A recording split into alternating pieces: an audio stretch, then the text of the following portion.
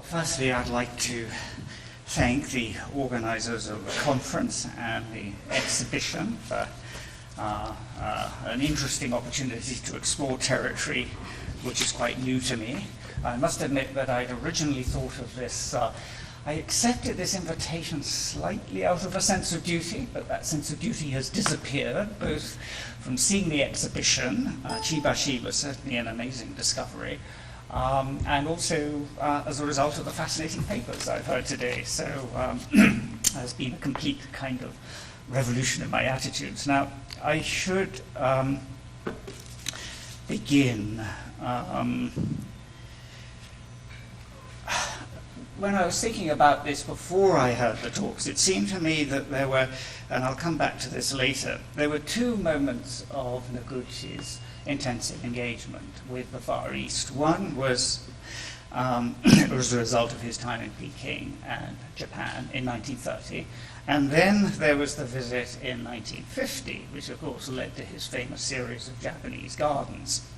And it might be kind of interesting to think about the different nature of these two moments. It's been highlighted by the two talks we just heard, with Bart's talk really focusing on the 1930s moment, and Yasuka on the 1950s moment. Noguchi is a kind of, from my point of view, is an intriguing artist, because at one level you can see him as somebody who was grew out of a European and American art world, trained in Paris, working with Brancusi, who then took an Eastern turn. And I think it's interesting, the first Eastern turn was actually more Chinese than Japanese, and the second turn was very explicitly Japanese. I am not a Noguchi expert at all. My one encounter with his Japaneseness has really been with his very intriguing public sunken garden sculptures, and also his and his sculpture garden at the UNESCO building in Paris, which I had the opportunity to see last summer, which I found very interesting. And you'll see there's a further reason for me having found it very interesting. Here's a couple of my not totally brilliant photographs of the garden aspect of this display. And then I think it's rather interesting that he also created this more sculptural display, which he himself said was the more important sculptural statement. Well, what's rather nice, this was done between 1956 and 1958. On the other side of the building, we have Henry Moore. And I think here is a wonderful contrast between two very different conceptions of how you could do a public sculpture for a building such as the UNESCO.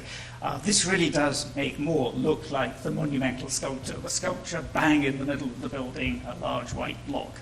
And of course, it's a large monumental figure. There's two things about this that I think are quite interesting. Firstly, though I think the two artists got on, I think this is a standoff between two big artists deciding to having this opportunity to make grand statements in this very important public context. What I also found interesting was that Henry Moore deliberately made a point of doing something that was not specific to the building. He just did one of his standard reclining figures. Noguchi said, Noguchi created a peace garden, which seems to me to be pretty appropriate to this particular setting. And it's actually one of the few of his sunken gardens or his garden sort of ensembles, which is so particular to the site. The Chase Manhattan sunken garden, for instance, isn't particularly, it's not got a huge amount to do with banking.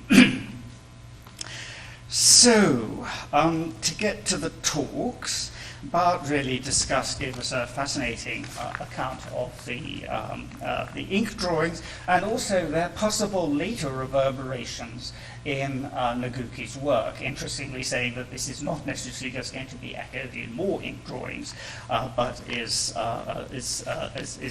evidenced in a kind of picking up on some of the aesthetic of these drawings, particularly the aesthetic of the broad brush areas of the drawings in his later sculpture.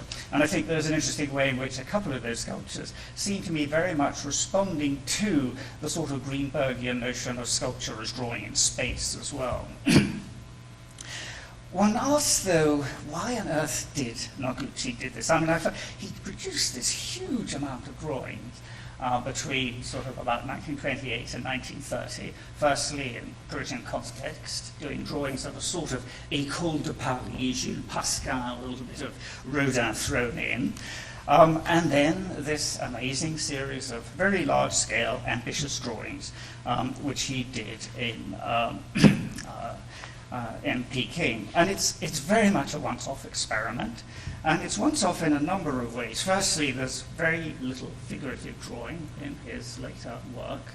And I had a quick, this is a statement based possibly on profound ignorance. I scanned the Noguchi Museum's very useful catalogue of drawings and went through them. And what I found interesting, there's one other moment when he seems to have returned to a figuration, and so these are quickly downloaded images from their website. These were done during his tour around the world, which included the visit to Japan and the Far East in 1950 on Bollinger Scholarship. And these are kind of more traditional, sort of straightforward drawings, and what's crucial about them is that they don't have that key quality, the experimental quality that the drawings of 1930 have, and that is the combination of fine line with broad brush. He seems to have abandoned. So not only did he sort of abandon figurative drawing, but he also abandoned this particular way of working.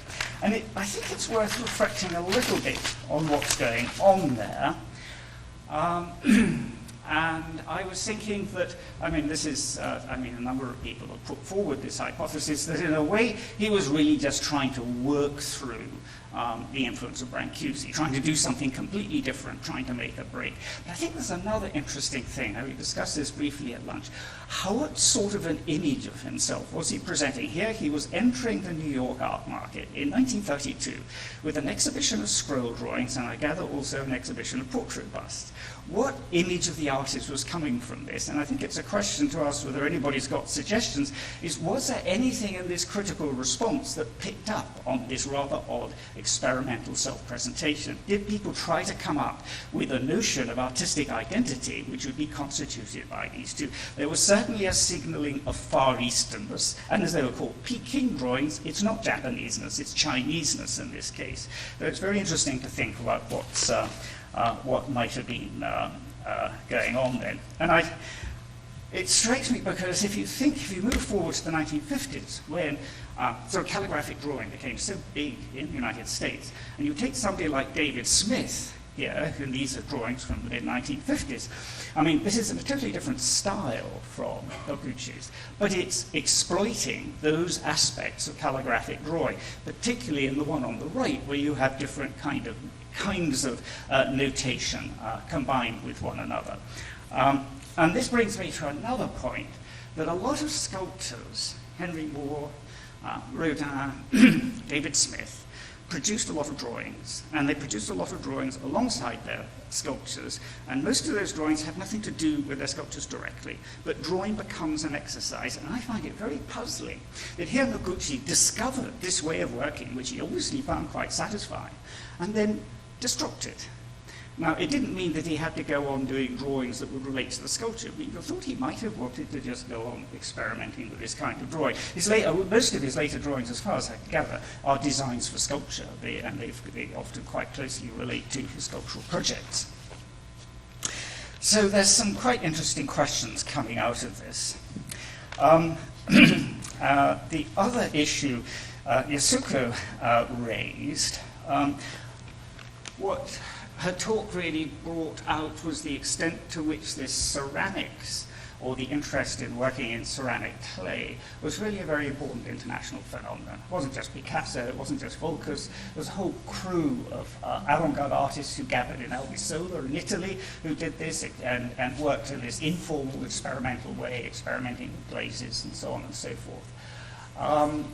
Fontana was there, Asger Jorn was there, so it's a big international, and what is interesting is that, of course, this was all in the international mode. This was using ceramics as an experimental form of sculpture, bringing in color and sort of very free-form fashioning of shapes. Um,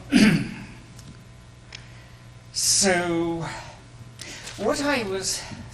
one very specific question I have is what was made by Japanese critics of including Noguchi in an exhibition of Japanese ceramics? Because he's an American-based artist. I mean, however much he was sort of at that juncture, and I think one must remember it was only at this juncture he was really beginning to cultivate a sort of Japanese-ish persona. I think it began in the 1940s. So what was there any recognition of this, or was it just seen as perfectly normal? I find this kind of interesting, whether there was anything was raised about this. Just as I was sort of interested as to what kind of image of Noguchi emerged for the New York art world in that rather strange exhibition of work that he put on there in 1932. I've said enough, and I just want to finish by one small point. I started with this sort of 1930 moment of interaction and exchange, and then the sort of 1950s. It would be nice, I think, maybe the two speakers could think a little bit about what was the difference between these two moments. Not so much as regards how Noguchi had progressed, but how the art world was very different in these two different moments, and how this kind of interaction would have had a very different meaning. So.